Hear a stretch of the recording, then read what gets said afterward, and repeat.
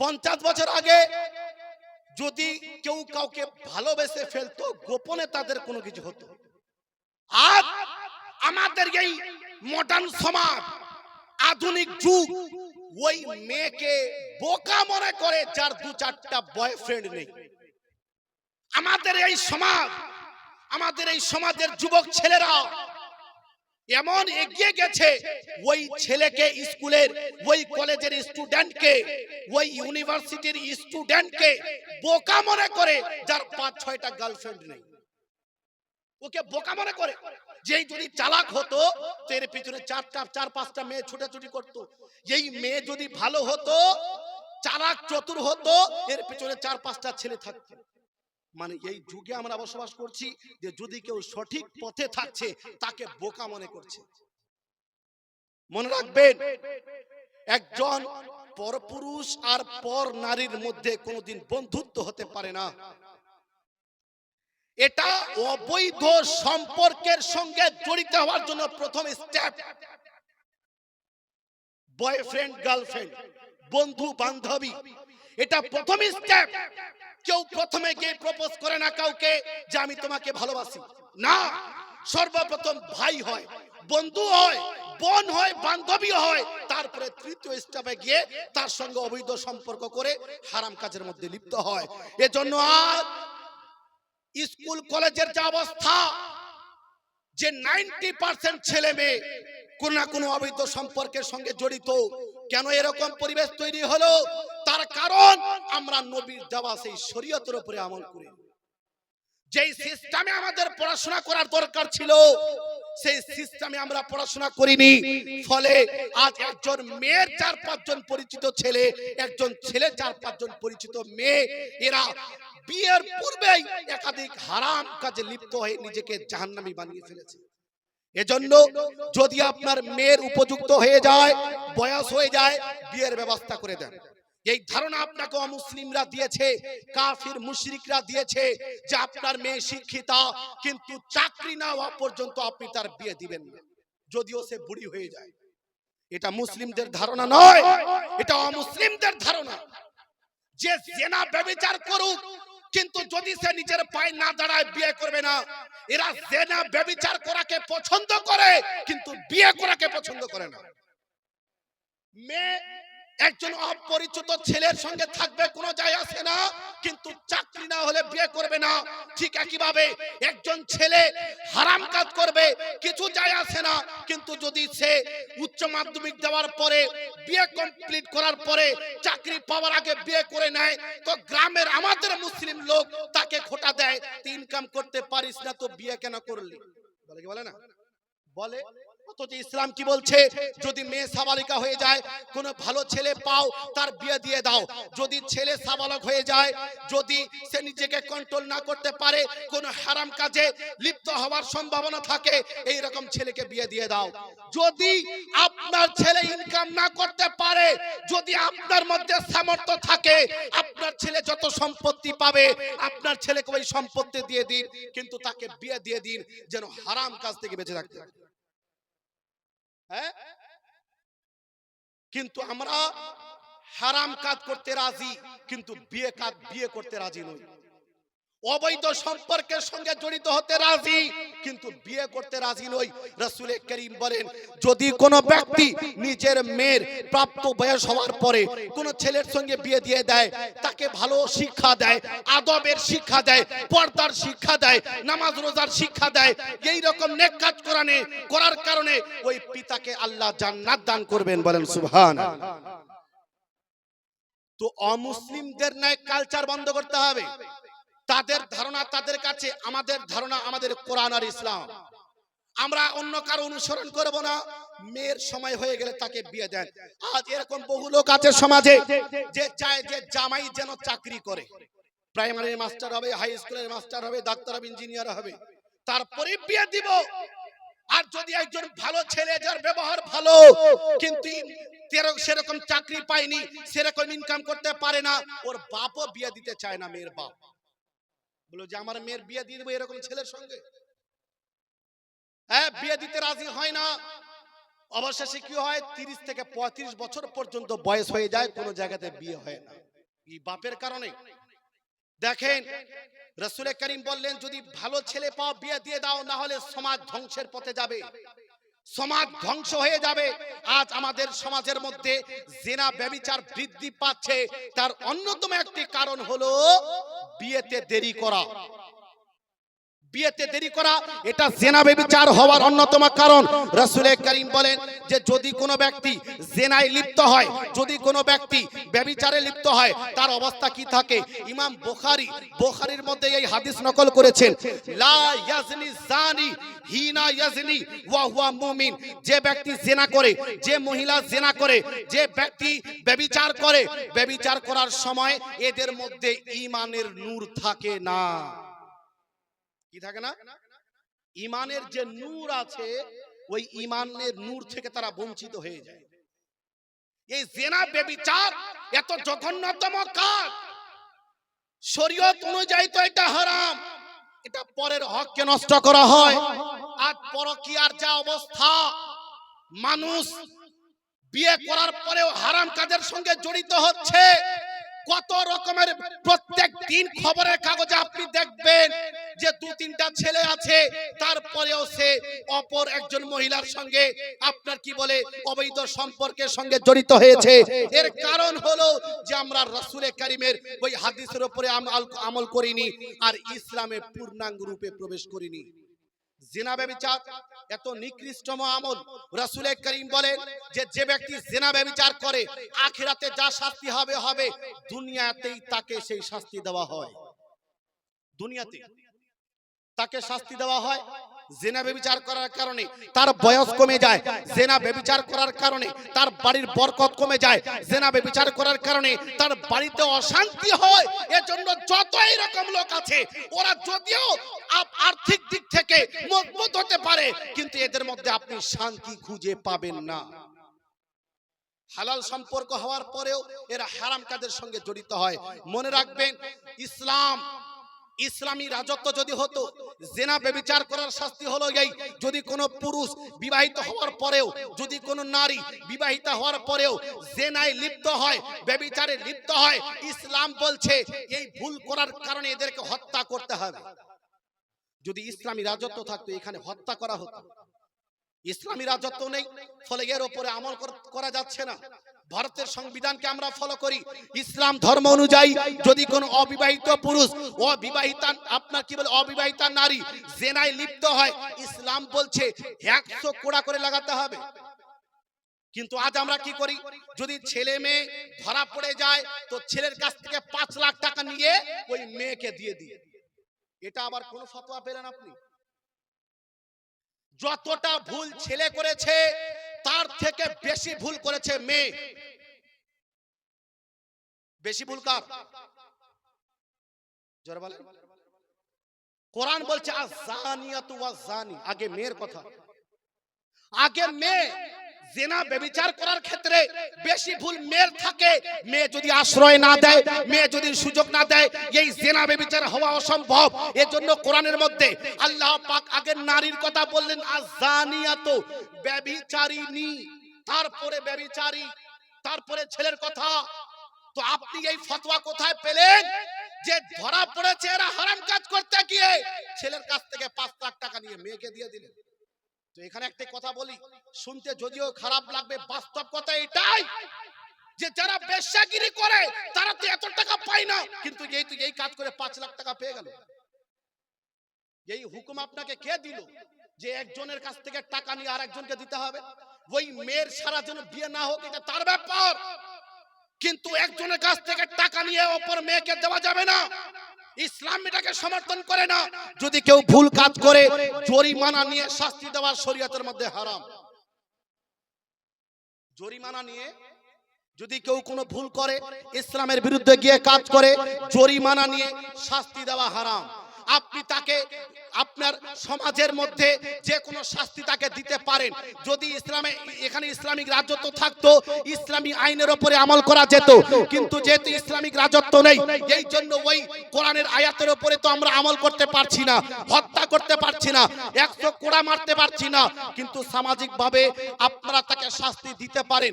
সমাজের লোক মিলে তাকে লজ্জিত করতে পারেন, মেয়েকেও শাস্তি দিতে পারেন, কিন্তু ছেলের কাছ থেকে টাকা নিয়ে মেয়েকে দেওয়া যাবে। মরল সর্দার আর গ্রামের যারা লোক যারা বিচার করে, ওরা 5 লাখ টাকা নিয়ে কিছু টাকা নিজের কাছে রাখলো, কিছু টাকা মেয়েকে দিয়ে দিল। এই ফতোয়া আপনি কোথায় পেলেন? কোথায় এই সমস্যার সমাধানের কথা বলা হয়েছে? এই রকম ভাবে বিচার করা বন্ধ করতে হবে, না হলে যে বিচারক হবে সেও জাহান্নামে যাবে, যারা ওই বিচারকে সমর্থন করবে এরাও জাহান্নামের মধ্যে। তো যদি জেনা ব্যভিচারকে বন্ধ করতে হয়, পর্দা করতে হবে, আর প্রতিনিয়ত আল্লাহকে স্মরণ করতে হবে যেন হারাম কাজের সঙ্গে জড়িত না হয়। তৃতীয়, সুদ। আমাদের সমাজ কোন দিকে এগোচ্ছে? একজন অফিসার 1 থেকে 1.5 লাখ টাকা পায়, তবু ওই নির্লজ্জ বেহায়া অফিসার যে ব্যক্তি দিনে 300 টাকা ইনকাম করে তার কাছ থেকে ঘুষ নেয়, নেয় কি নেয় না? নেয়। ওই নিজে 1.5 লাখ টাকা ইনকাম করে, ওই একজন পুলিশ 1 লাখ টাকা ইনকাম করে, কিন্তু ওই অসহায় মানুষ যে দিনে 300 থেকে 500 টাকা ইনকাম করে তার কাছ থেকে ঘুষ নেয়, তার কাছ থেকে বাধ্য করে টাকা নেয়। তো এদের মধ্যে যদি মানসিকতা বলতে কিছু থাকতো তো এই কাজ করতো না।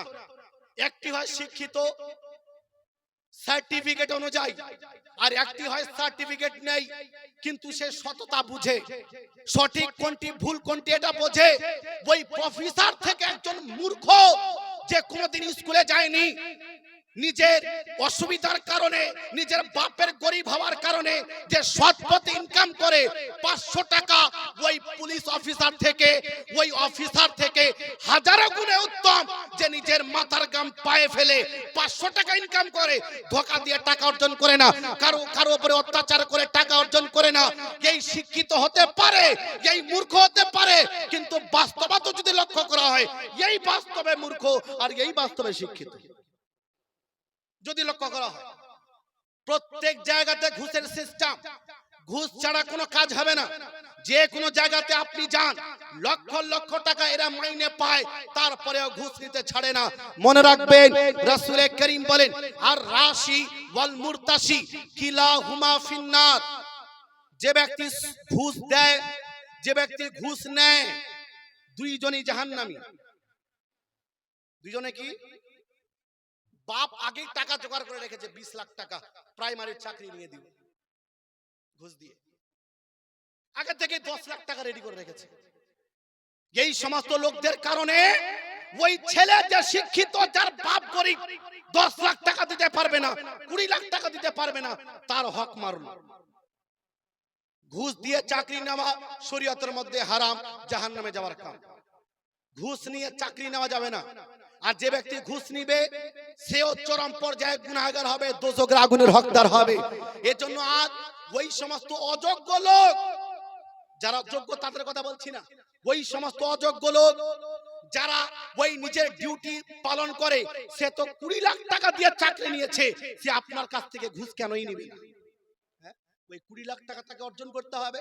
এর জন্য মেম্বার থেকে শুরু করে যত নেতা ভোট নেওয়ার জন্য লক্ষ লক্ষ টাকা ইনকাম করে, একজন মেম্বার মাসিক ভাতা পায় 4 থেকে 5 হাজার, কিন্তু ওই ভোট নেওয়ার জন্য খরচ করে 20 লাখ টাকা করে কি করে না?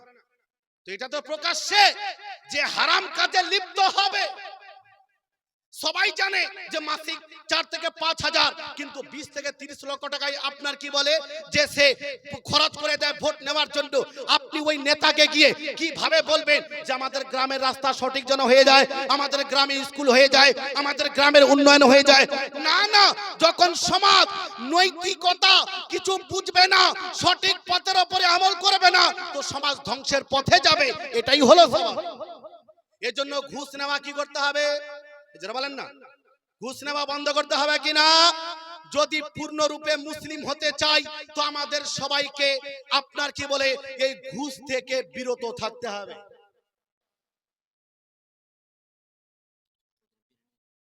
জি জি ঠিক আছে। রাসূল করিম সাল্লাল্লাহু আলাইহি সাল্লাম বললেন, সুদ কাজ করার ইচ্ছা নেই, 10 লাখ টাকা আছে, 20 লাখ টাকা আছে, ধার দাও গরিব মানুষকে, 10,000 দাও, 15,000 নাও, 10,000 দাও, 12,000 নাও, কাজ করতে চায় না। কোরআনের মধ্যে আল্লাহ পাক বললেন যে সুদ এটা এত বড় অন্যায়, যে ব্যক্তি সুদ খাবে আল্লাহ পাক তাকে ঘোষণা দিলেন নিজের সঙ্গে যুদ্ধ করার। কিসের ঘোষণা দিয়েছেন জোরে বলেন না? যে ঘুষ সুদ খায় আল্লাহ তাকে যুদ্ধের ঘোষণা দিয়েছেন। কত সুদ খাচ্ছেন আপনি, খান, কত আপনার সাহস আছে আপনি খান, কিন্তু মরবেন তো একদিন, যুদ্ধ করার জন্য প্রস্তুত থাকেন। হ্যাঁ, রাসূল করিম সাল্লাল্লাহু আলাইহি ওয়াসাল্লাম বলেন যে ব্যক্তি সুদ খায় আল্লাহ পাক তার ইবাদত কবুল করে না। যে ব্যক্তি সুদ খায় এই রকম ব্যক্তি কাল কিয়ামতের দিনে এত ভয়ানক শাস্তি দিবে যে দুনিয়াতে যদি কেউ শুনে তার লোম দাঁড়িয়ে যাবে। বিস্তারিত বলার সময় নেই, সংক্ষিপ্ত আকারে আমাকে কয়েকটি পয়েন্ট কথা বলে শেষ করতে হবে। আমাদের সমাজ এই সুদের মধ্যে ডুবে আছে। একজন গরিব মানুষ যদি তার কাছে সহযোগিতার জন্য 10,000 টাকা ধার নিতে চায়, যে আমার প্রয়োজন, টাকা নেই, সে টাকা দিয়ে দিবে, কিন্তু 12,000 টাকা নেবে, বসে বসে 2,000 টাকা ইনকাম করে নিল। রাসূল করিম বলেন যে ব্যক্তি সুদ খাবে এই নিজের ঠিকানা জাহান্নামে বানাবে। এজন্য আমাদের সমাজকে সুদ মুক্ত পরিবেশ তৈরি করতে হবে। আপনি ব্যবসা বাণিজ্য করেন, এতে আল্লাহ পাক বরকত দেবেন, কিন্তু সুদ থেকে আমাদেরকে সকলকে বেঁচে থাকতে হবে, না হলে সমাজকে আপনি আপনার কি বলে সঠিক পথে নিয়ে আসতে পারবেন না। বর্তমান সময় যুবকদের মধ্যে মদখোরের সংখ্যা বৃদ্ধি পাচ্ছে। মদখোর আগে তো লুকিয়ে লুকিয়ে পান করত, এখন বিভিন্ন রেস্টুরেন্ট, বিভিন্ন হোটেল, বিভিন্ন বাগান, বিভিন্ন জায়গাতে গিয়ে এরা আড্ডা দেয়, মদ পান করে। মনে রাখবেন রাসূল করিম বলেন লা ইয়াদখুলুল জান্নাতা আকুন, যে ব্যক্তি পিতামাতার অবাধ্য সন্তান, পিতামাতার কথা মানে না, তাদের সম্মান শ্রদ্ধা করে না, রাসূল করিম বললেন এই রকম ছেলে জান্নাতে প্রবেশ করতে পারবে না। আমাদের সম্পর্ক বন্ধুদের সঙ্গে খুব সুন্দর, চলে গেলাম বিরিয়ানি খেতে হোটেলে, চলে গেলাম কফি খেতে, কিন্তু পিতামাতা অসুস্থ বাড়িতে পড়ে আছে, খবর নেওয়ার মতো লোক নেই। রাসূল করিম বলেছিলেন কিয়ামতের একাধিক আলামত, তার মধ্যে একটি আলামত হলো বন্ধু বান্ধবদের সঙ্গে সম্পর্ক ভালো থাকবে, পিতামাতার সঙ্গে সম্পর্ক থাকবে না। রাসূল করিম ওই ব্যক্তির জন্য বদদোয়া করেছেন যে নিজের পিতামাতার খেয়াল করে না। বদদোয়া কয়েকটি জায়গায় নবী করেছেন। নবীর উপরে হামলা করা হলো, বদদোয়া করেননি, করেছিলেন? তায়েফে নবীর উপরে আক্রমণ করা হলো, রক্তাক্ত। ফেরেশতা এসে বলল ইয়া রাসূলুল্লাহ পারমিশন দিন, এদেরকে দুই পাহাড়ের মাঝখানে দাবিয়ে দেব। রাসূল করিম বললেন না, আমি বদদোয়া করব না। কিন্তু ওই ব্যক্তি কত বড় হতভাগা যার জন্য বদদোয়া রাসূল করিম করেছেন। কোন ব্যক্তি? রাসূল করিম বুখারীর হাদিস, একবার বললেন রাগিমা আনফুহু, রাগিমা আনফুহু, রাগিমা আনফুহু, ওই ব্যক্তি ধ্বংস হয়ে যাক, ওই ব্যক্তি ধ্বংস হয়ে যাক, ওই ব্যক্তি ধ্বংস হয়ে যাক। সাহাবায়ে কেরাম আশ্চর্য, রাসূল তো বদদোয়া করেন না, নবী কার জন্য বদদোয়া করলেন? নবী যার জন্য বদদোয়া করবেন সে তো ধ্বংস হয়ে যাবে, দুনিয়ার কোন শক্তি তাকে ধ্বংস হওয়া থেকে বাঁচাতে পারবে না। সাহাবায়ে কেরাম বললেন ইয়া রাসূলুল্লাহ আপনি কার কথা বললেন যে ওই ধ্বংস হয়ে যাক? রাসূল করিম বললেন মান আদরাকা ওয়ালিদাইহি ইনদাল কিবারি কিলাহুমা আও আহাদাহুমা সুম্মা লাম ইয়াদখুলিল জান্নাহ, যে বয়স্ক অবস্থায় নিজের পিতামাতা উভয়কে পেল অথবা কোনো একজনকে পেল, কিন্তু তারপরেও তাদের সন্তুষ্ট করে, তাদের সেবা যত্ন করে, তাদেরকে রাজি করে জান্নাত নিতে পারলো না, এই রকম ব্যক্তির জন্য আমি বদদোয়া করলাম যে যদি পিতামাতার খেয়াল না করে এরা যেন দুনিয়াতেও ধ্বংস হয়, আখিরাতেও ধ্বংস। হ্যাঁ, তো ওই ছেলে মেয়ে যে পিতা মাতার কথাকে শোনে না, অনেক পিতা মাতা আছে যে নিজের ছেলে মেয়েকে লাইনে নিয়ে আসতে চায়, কিন্তু ছেলে এত বদমাইশ যে পিতা মাতার কথার উপরে সে খেয়াল করে না। রাসূল করিম বলেন, রিদার রাব্বে ফি রিদাল ওয়ালিদ ওয়া সাখাতুর রাব্বে ফি সাখাতিল ওয়ালিদ। পিতামাতাকে যদি রাজি করতে পারো, আল্লাহ অটোমেটিক রাজি হয়ে যাবে, আর পিতামাতাকে যদি নারাজ করো, আল্লাহ অটোমেটিক নারাজ হয়ে যাবে। আজ আমাদের অবস্থা কি? বাড়িতে পিতামাতা বিছানায় পড়ে আছে, চিকিৎসার খবর নেই, আর ওই কেঁচো ছাতে গিয়ে, আজমিরে গিয়ে, বারিলেতে গিয়ে ৫,০০০ টাকা দামের চাদর চড়াচ্ছে। লোক আছে না? নাই নাই আপনাদের এলাকায় আছে? চাদর চড়ানো মাজারে জায়েজ, বৈধ, কিন্তু একাধিক চাদর চড়াবার কোনো প্রয়োজন নাই। সব খালি চাদরের মান্যত, আমার অমুক কাজ হয়ে গেলে এই চাদর চড়াবো। মনে রাখবেন, যদি কেউ এই মান্যত করে আমার অমুক কাজ হয়ে গেলে চাদর চড়াবো, তারপরে ওই চাদর চড়ানো তার উপরে অনিবার্য নয়, অনিবার্য নয়, কোনো প্রয়োজন নাই। বরং আপনি ওই টাকা কোনো ফকির মিসকিনকে দিয়ে দেন। চাদর তো অলরেডি পীর সাহেবের মাথার উপরে আছে না? নাই? আছে না? নাই? ওলামায়ে কেরাম ফতোয়া দিয়ে রেখেছেন, যদি একটি চাদর থাকে সেটাই যথেষ্ট তার সম্মানের জন্য, অতিরিক্ত চাদর চড়াবার কোনো প্রয়োজন নাই। যদি কেউ মান্নাত করেও থাকে যে আমি চাদর চড়াবো, ওই টাকা আপনি ফকিরকে দিয়ে দিন। আপনার গ্রামে কোনো অসহায় মানুষ যার কোনো অপারেশনের প্রয়োজন, সে অসুস্থ, তাকে ওই টাকা দিয়ে দিন, এতে আপনি ডবল সওয়াব পাবেন, বলেন সুবহানাল্লাহ। কিন্তু সবাই ওই মাজারে গিয়ে ভিড়, ওই একটি চাদর যেটা আপনি চাপাচ্ছেন, আপনার পূর্বে আরো ২০ জন চাপিয়ে দিয়েছে। চাপাই কি যাবেন? ওই চাদর মাজারে যাচ্ছে, আবার সেখান থেকে দোকানে, দোকান টু মাজার, মাজার টু দোকান, হচ্ছে কি হচ্ছে না? তো আপনি ওই টাকা গরিব অসহায়কে দিয়ে দিন। বলছিলাম, পিতামাতা অসুস্থ, চাদর চড়াচ্ছে গিয়ে বারেলিতে। মনে রাখবেন, বারেলি শরীফে একটি নয় ১ লক্ষ চাদর চড়ান। বাড়িতে মা যদি অসুস্থ থাকে, তার চিকিৎসা না করেন, আল্লাহ হযরত আপনার উপরে রাজি হবেন না।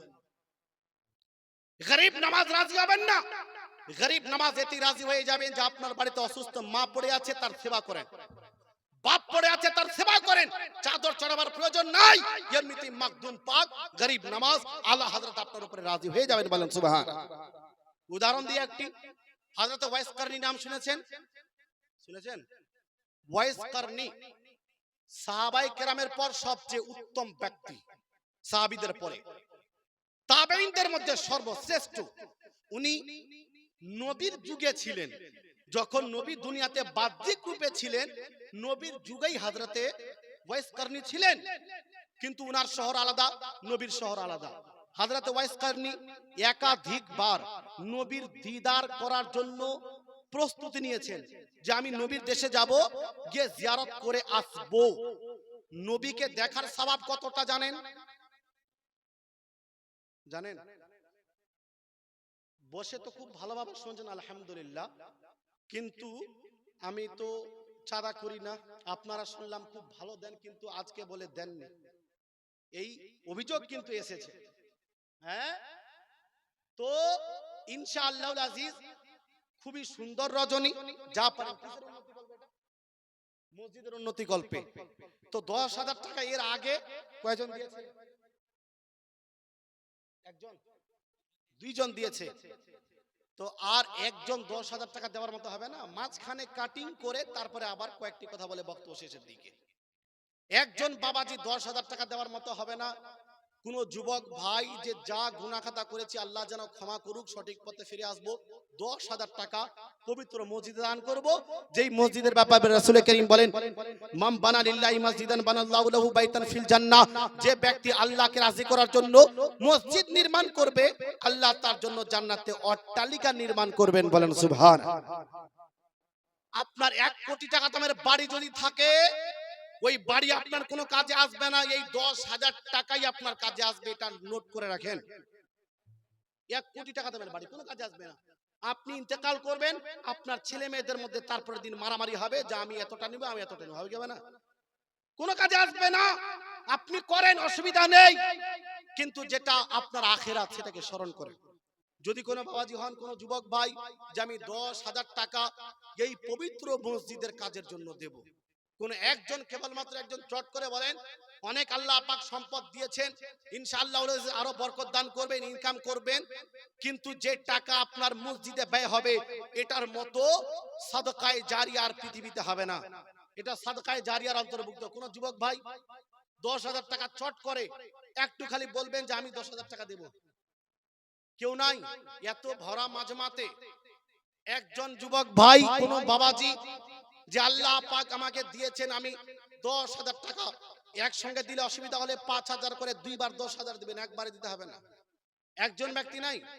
অনেক যুবক ভাই আছেন ইনকাম করেন বাইরে গিয়ে, আলহামদুলিল্লাহ আল্লাহ পাক সর্বদা ভালো রাখুক, ইনকামে বরকত দিক। একজন ব্যক্তি কেবল, একজন ব্যক্তি দেওয়ার মতো নাই। আছে ইনশাআল্লাহুল আজিজ। নাকি গজল বলতে হবে? আমরা কিন্তু গজল বলি না। আপনারা বলবেন যে জীবনী বক্তার মতো একটু গজল বললে দিব, তো আলহামদুলিল্লাহ কয়েকটি হাদিস শুনিয়ে দিব। হ্যাঁ, কিন্তু গজল বলার অভ্যাস তো ওরকম নাই। কোন বাবাজি নাই? একজন 1 লাখ টাকা চাইনি, 10,000 টাকা চেয়েছি। হ্যাঁ, এবার দুরূদ শরীফ পাঠ করি। আল্লাহুম্মা সাল্লি আলা সাইয়্যিদিনা মাওলানা মুহাম্মদ ওয়া আলা আলি সাইয়্যিদিনা মাওলানা মুহাম্মদ সাল্লাল্লাহু তাআলা আলাইহি ওয়া সাল্লাম। আচ্ছা, কেউ নাই? তাহলে একটু ভাবেন, ইনশাআল্লাহুল আজিজ যদি আল্লাহ আপনাকে দিয়ে থাকেন সম্পদ তাহলে অবশ্যই দেন। আর যদি একজনের পক্ষে ভারী হয় তো 5,000 করে দুইজন 10,000, 5,000 করে দুইজন ব্যক্তি যে হুজুর এই পবিত্র মসজিদের জন্য আমি 5,000 টাকা দেব, দুইজন ব্যক্তি 5,000 করে 10,000 এই পবিত্র মসজিদের উন্নতির জন্য, পবিত্র মসজিদ যেখানে গিয়ে ইবাদত বান্দিগি করা হবে আল্লাহ পাক লক্ষ কোটি নেকি দান করবেন, পাশাপাশি আপনাকেও নেকি দান করবেন কেবল দান করার কারণে।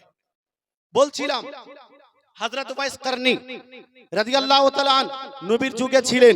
উনি কয়েকবার নবীর সঙ্গে দেখার জন্য প্রস্তুতি নিয়েছেন, কিন্তু তার বাড়িতে বয়স্কা মা ছিল।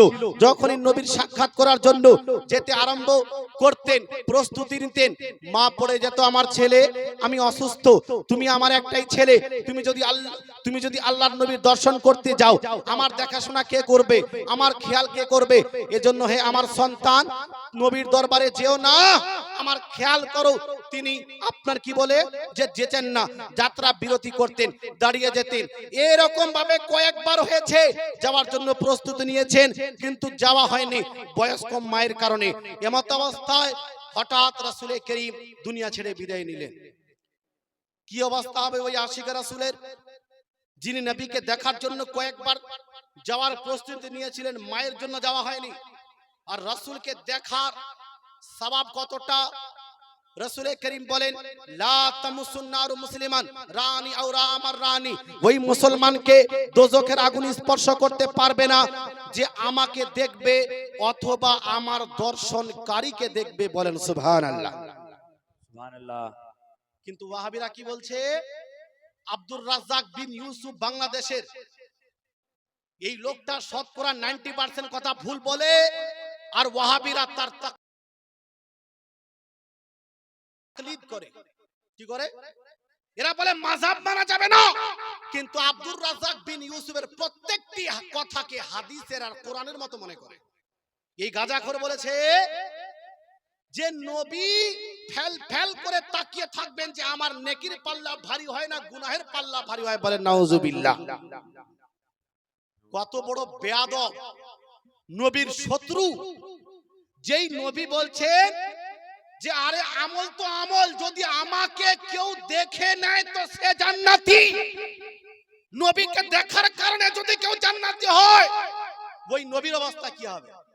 কিন্তু এই বেয়াদব বলছে যে নবী নাকি ফেল ফেল করে তাকিয়ে থাকবেন যে আমার নেকির পাল্লা ভারী হচ্ছে না। আরে বেয়াদব, তুমি কোরআন হাদিস পড়োনি? নবীগণ নিষ্পাপ, নবীদের মাধ্যমে কোনো ত্রুটি হয় না, নবীদের মাধ্যমে কোনো ভুল হয় না। কেন? নবীর কথা, কর্ম, সমর্থন তিনটাই আমাদের জন্য দলিল। আমাদের জন্য নবীর কর্ম, কথা, সমর্থন তিনটাই আমাদের জন্য কি মানে নবী যদি কোনো কাজ করে থাকে সেটা করা জায়েজ, নবী যদি কিছু বলে থাকে সেটা করা জায়েজ, নবীর যদি কোনো বিষয়ে সমর্থন থাকে সেটা করা। তো নবীর মাধ্যমে যদি ভুল হয় তো ওই ভুলটা তো আমাদের জন্য বৈধ হয়ে যাবে, আমাদের জন্য দলিল হয়ে যাবে। এজন্য আল্লাহ পাক নিজের নবীগণকে নিষ্পাপ করেছেন। আল আম্বিয়াউ মাসুমুনা মিনাস সাগাইর ওয়াল কাবাইর, নবীগণ ছোট এবং বড় গুনাহ থেকে পবিত্র নিষ্পাপ, বলেন সুবহানাল্লাহ। সুবহানাল্লাহ। কিন্তু এই ওয়াহাবিরা বলছে যে নবী আমাদের মতো, তো ওই যেমন হারামখোর ওই নবীকেও নিজের মতো মনে করছে। হ্যাঁ, এজন্য এদের পাল্লা পড়ে নিজের ঈমান আমল বরবাদ করবেন না। রাসূল করিম বললেন যদি কেউ আমাকে দেখে নেয় সে জান্নাতি। আমাকে তো দেখা দূরের কথা, আমার কোন সাহাবীকে দেখে নেয় সেও জান্নাতি, বলেন সুবহানাল্লাহ। নবী ইন্তেকাল করলেন, নবীকে দেখা হলো না, কিন্তু নবী আলাইহিস সালাম জানতেন যে আমার একজন আশিক ওই কারণ দেশে আছে, সে আমাকে দর্শন করার জন্য আসতে চাইছিল, নিজের মায়ের জন্য আসতে পারেনি। এজন্য হে উমরে ফারুক, আমি আমার পাঞ্জাবি তাকে গিফট করলাম, তুমি তার কাছে যাবে, আমার এই পোশাকটাকে দান করবে এবং তোমার জন্য এবং আমার উম্মতের জন্য তাকে দোয়া করতে বলবে। সে যদি তোমার জন্য দোয়া করে দেয়, আমার উম্মতের জন্য দোয়া করে, আল্লাহ পাক তার দোয়াকে কবুল করে নেবেন, বলেন সুবহানাল্লাহ। নারে তাকবীর, নারে রিসালাত, নারে রিসালাত। হযরত মুফতি গুলজার মিসবাহ সাহেব কিবলা, হযরত মুফতি গুলজার মিসবাহ সাহেব কিবলা, নারে তাকবীর। এটা কেন হলো? তার দোয়াতে এত পাওয়ার কেন? সে যদি দোয়া করে আল্লাহ তার দোয়াকে কবুল করবেন। কেন এই রকম ক্ষমতা তাকে দেওয়া হলো? তার কারণ একটাই, সে নিজের মায়ের সেবা করেছিল, নিজের মাকে রাজি করেছিল, নবীর দর্শন করতে যায়নি, নিজের মাকে রাজি করার জন্য, তার খিদমত করার জন্য। এই জন্য নবী পাক তার উপরে রাজি হয়ে গেছেন। বোঝা গেল যদি আপনার বাড়িতে আপনার পিতামাতা অসুস্থ থাকে, তাদের দেখাশোনা করেন, গরিব নওয়াজের দরবারে যদি নাও যেতে পারেন, মাকদুম পাকের দরবারে নাও যেতে পারেন, আপনার আলোলক পান্ডিতের দরবারে নাও যেতে পারেন, গরিব নওয়াজের দরবারে নাও যেতে পারেন, মায়ের পিতার সেবা যত্ন করার কারণে আল্লাহ পাক আপনার উপরে রাজি হয়ে যাবেন, বলেন সুবহানাল্লাহ।